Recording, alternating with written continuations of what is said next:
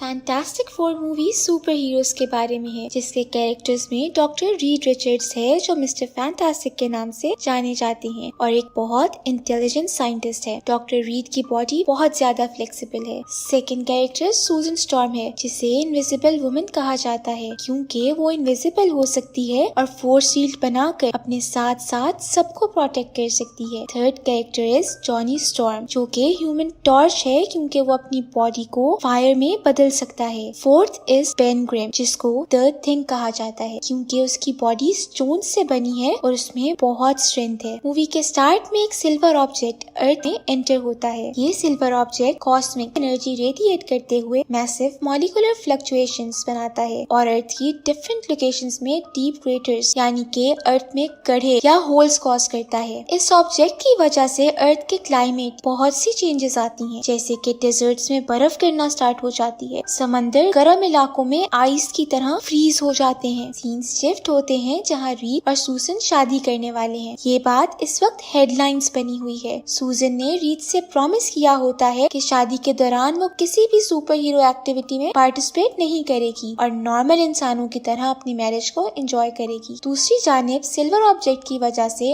Army और government बहुत परेशान होती है और रीड को अप्रोच करते हैं। जनरल हेगर रीड से मिलकर सारी सिचुएशन बताते हुए कहते हैं कि वो कोई ऐसा सेंसर बनाए जिससे इस ऑब्जेक्ट को ट्रेस किया जा सके। रीड इस जॉब से मना कर देता है क्योंकि इस सैटरडे उसकी और सूजन की शादी होने वाली है। सूजन रीड के किसी साइंटिफिक प्रोजेक्ट को रिजेक्ट करने पर हैरान तो होती है मगर साथ ही साथ बहुत खुश भी होती है। सीन्स लतवेरिया में शिफ्ट होते हैं जहाँ विक्टर वून डूम, जो कि 2 ईयर से मेंटल स्टैचू बना हुआ है सिल्वर ऑब्जेक्ट के गुजरने की वजह से, फाइनली फ्री होकर वापस से मूव कर पाता है। विक्टर फैंटास्टिक फोर के पार्ट 1 का विलन है, जिसे फैंटास्टिक फोर ने मेटल स्टैचू बना दिया था मगर वो फिर से रिलीज हो गया है और एक आदमी विक्टर पर एक्सपेरिमेंट करके उसे वापस ह्यूमन बॉडी दे चुका है। रीड ने जनरल को ट्रैकर बनाने के लिए मना तो कर दिया था मगर बाद में हमें पता चलता है कि उसने ऐसा सिर्फ सूजन के सामने किया था। जब वो छुप के ट्रैकर बना रहा होता है तो बेन और जॉनी उसे देख लेते हैं। रीड उनसे प्रॉमिस लेता है कि वो सूजन को कुछ न बताए वरना वो नाराज हो जाएगी। फाइनली शादी का दिन आ जाता है। रीड ट्रैकर एक्टिवेट करके मैरिज सेरेमनी में जाता है। मैरिज सेरेमनी के दौरान रीड के रडार पर वार्निंग्स आनी स्टार्ट हो जाती कि वो सिल्वर ऑब्जेक्ट 3 मिनट में न्यूयॉर्क में लैंड कर रहा है। इसी वजह से अचानक वहाँ पावर चली जाती है और डिस्टर्बेंस स्टार्ट हो जाती है। अब बेचारे रीड और सूजन शादी करने के बजाय वापस अपनी ड्यूटीज में लग जाते हैं। सूजन, रीड और बेन वहाँ लोगों की जान बचाते हैं। दूसरी जानिब रीड जॉनी को सिल्वर थिंग के पीछे भेज देता है। वो चीज बहुत फास्ट होती है मगर फिर भी जॉनी उसके पीछे ही रहता है और इसी तरह पीछा करते करते जॉनी को पता चलता है कि वो चीज एक ह्यूमनॉइड फॉर्म में सर्फिंग बोर्ड पे है, यानी कि एक सिल्वर सर्फर। वो ह्यूमनॉइड जॉनी को गले से पकड़कर ऊपर एटमॉस्फेयर में ले जाता है और फिर वापस अर्थ पे फेंक देता है, जहाँ से जॉनी बहुत बुरी तरह गिरता रोल होते हुए लैंड करता है। जॉनी किसी तरह मैनेज करके अपनी पावर्स वापस लाकर बच तो जाता है मगर वो खुद में कुछ चेंज फील करता है। उसकी हालत ठीक ना होने की वजह से सूजन उसके पास आ जाती है। जब सूजन उसे चेक करने के लिए टच करती है तो उनकी पावर्स एक्सचेंज हो जाती हैं, जिसकी वजह से सूजन फायर में बदल जाती है और जॉनी इनविजिबल हो जाता है। सूजन अब जॉनी की पावर्स को कंट्रोल नहीं कर पाती और फायर में बदलते नीचे गिर जाती है, जहाँ सब प्रेस वाले पिक्चर्स ले लेते हैं। सब नॉर्मल तब होता है जब दोनों वापस एक दूसरे को टच करते हैं। रीड अपनी थ्योरी बताता है कि जब ह्यूमनॉइड क्रिएचर ने जॉनी को टच किया था तो जॉनी की बॉडी में उसके रिएक्शन की वजह से ये एबिलिटी आ गई थी और अब जॉनी अगर किसी को भी टच करेगा तो उससे जॉनी की पावर्स एक्सचेंज हो जाएंगी। रीड सबको जॉनी से डिस्टेंस मेंटेन करने का कहता है जब तक इस मसले का हल ना मिल जाए। सीन्स ग्रीनलैंड में शिफ्ट होते हैं। विक्टर वहाँ सिल्वर सर्फर को ट्रैक करते पहुँचता है और उसे अपने साथ टीम अप होने की ऑफर करता है। जब सिल्वर सर्फर ऑफर रिजेक्ट करता है तो विक्टर उस पर हमला करता है, जिसके बदले में सिल्वर सर्फर उसे फुल पावर्स और फोर्स के साथ अटैक करता है और विक्टर दूर जाकर गिरता है। दूसरी तरफ रीड रिसर्च के बाद सबको बताता है कि ये ह्यूमनॉइड क्रिएचर यानी कि सिल्वर सर्फर अर्थ पर आने से पहले और भी प्लैनेट्स पे जा चुका है। टेंशन वाली बात तो ये है कि जिस भी प्लैनेट पे गया है 8 दिन बाद वो सब प्लैनेट्स डिस्ट्रॉय हो गए और अब उन प्लैनेट्स का नामो निशान भी बाकी नहीं है। रीड बताता है कि सिल्वर सर्फर क्रेटर्स एक पैटर्न से बना रहा रहा है और नेक्स्ट क्रिएटर बनाने के लिए वो लंदन में जाएगा। इसलिए ये सब लंदन के लिए निकल जाते हैं, मगर इन्हें पहुंचने में देर हो जाती है, जिसकी वजह से वो उसे पकड़ना तो दूर ही बात, ये लोग उसे रोक भी नहीं पाते। बस मुश्किल से वहाँ लोगों की जान बचाते हैं जो सर्फर के क्रिएटर्स बनाने की वजह से एक हाइटेड ब्रिज के टूट जाने से गिर रहे होते हैं। सूजन अपनी शील्ड से ब्रिज को गिरने से रोकती है और पेन उसे अपने शोल्डर्स पर उठा के ऊपर करता है, जबकि रीड अपनी फ्लेक्सिबल बॉडी से ब्रिज को वापस बांधने ही लगता है कि जॉनी उसके साथ टकरा जाता है, जिसकी वजह से रीड की पावर्स जॉनी से एक्सचेंज हो जाती हैं और ब्रिज वापस गिरने ही लगता है कि रीड जॉनी की पावर्स यूज करते पेन को ब्रिज ऊपर उठाने का कह के उसे फिर से वापस वेल्ड कर देता है और लोगों की जान बच जाती है। सीन्स चेंज होते हैं जहाँ फैंटास्टिक फोर विक्टर से मिलते हैं। इन्हें पता चलता है कि उसे जनरल हेगर ने हेल्प के लिए बुलाया है क्योंकि उसके पास कोई इन्फॉर्मेशन है। सबको गुस्सा तो बहुत आता है, मगर रीड एक बार उसकी बात सुनने के लिए मान जाता है। विक्टर सिल्वर सर्फर के साथ हुई अपनी रिकॉर्डिंग मीटिंग दिखाता है, जिसके थ्रू इन्हें पता चलता है कि सिल्वर सर्फर की सारी पावर्स उसके बोर्ड में है, क्योंकि वो बोर्ड से पावर्स प्रोजेक्ट करके विक्टर को अटैक करता दिखता है, जिसका मतलब इन्हें बस सिल्वर सर्फर को उनके बोर्ड से अलग करना है। रीड इसके लिए डिवाइस बनाना स्टार्ट हो जाता है और दूसरी तरफ विक्टर अपने ही किसी डिवाइस पर काम कर रहा होता है, जिसे सूजन देख लेती है और विक्टर को वार्न करके वहाँ से चली जाती है। अब फैंटास्टिक फोर की टीम रीड की बनाई हुई डिवाइस एक्टिवेट करने के लिए एक जंगल में जाकर अपनी अपनी पोजीशंस पर डिवाइस लगाने लग जाते हैं। रीड, पेन और जॉनी तो डिवाइस एक्टिवेट कर लेते हैं, मगर सूजन के पास सिल्वर सर्फर पहुंच जाता है। सूजन उससे बात करती है, जिस पर वो सूजन को बताता है कि वो डिस्ट्रॉयर नहीं है बल्कि कोई और है, वो बस उसके लिए काम कर रहा है क्योंकि उसके पास कोई और ऑप्शन नहीं है। तभी आर्मी सिल्वर सर्फर पर अटैक कर देती है। इस डिस्ट्रैक्शन की वजह से सूजन अपना डिवाइस लगा देती है और डिवाइस एक्टिवेट हो जाती है, जिससे वो लोग सक्सेसफुली सिल्वर सर्फर को उसके बोर्ड से अलग कर देते हैं। सिल्वर सर्फर को अरेस्ट करने के बाद जनरल फैंटास्टिक फोर की टीम को रूडली इस मसले से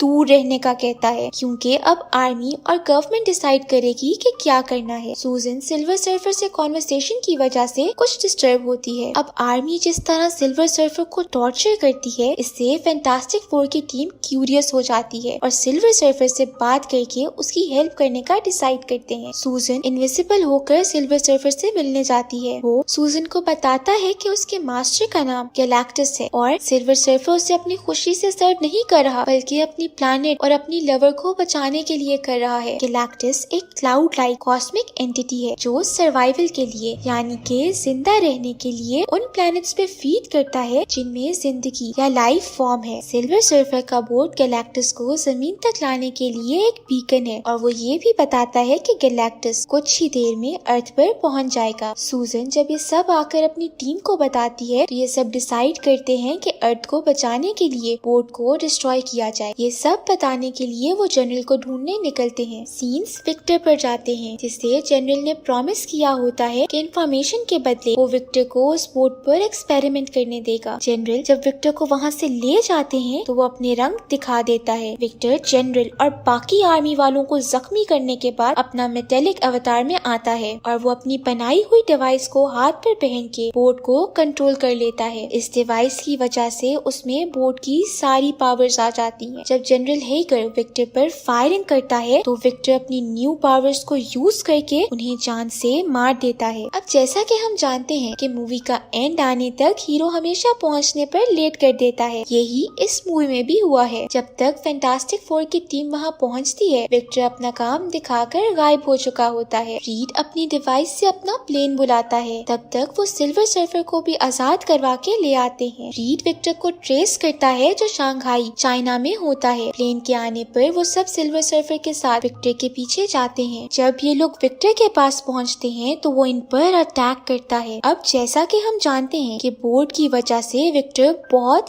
पावरफुल हो चुका है। इनके लिए उससे फाइट करना मुश्किल होना स्टार्ट हो जाता है, जिस पर रीड प्लेन को मिनी प्लेन्स में अलग कर देता है और सब अलग अलग होकर विक्टर को डिस्ट्रैक्ट करने की कोशिश करते हैं। सूजन और सिल्वर सर्फर एक साथ होते हैं। विक्टर जब उन्हें अटैक करता है तो वो नीचे जमीन पर गिर जाते हैं, जिससे सूजन जख्मी हो जाती है, मगर सिल्वर सर्फर को कुछ नहीं होता। सूजन जब सिल्वर सर्फर की तरफ देखती है तो उसे पता चलता है कि विक्टर सिल्वर सर्फर को मारने आ रहा है। सूजन फौरन से आगे बढ़ के फोर्स शील्ड बनाती है ताकि सिल्वर सर्फर को प्रोटेक्ट कर सके, मगर विक्टर इतना पावरफुल होता है कि सूजन की शील्ड को भी पास कर लेता है, जिसकी वजह से एक एरो सूजन के हार्ट में जाके लगता है। ये एक बहुत ही इमोशनल सीन था जब रीड सूजन को पकड़ता है और सूजन अपनी लास्ट ब्रेथ ले रही होती है। विक्टर इतना पावरफुल होता है कि उसे रोकना नामुमकिन हो रहा है, इसलिए जॉनी, रीड, सूजन और बेन तीनों की पावर्स लेकर उसे फाइट करने जाता है। जॉनी यहाँ बहुत ही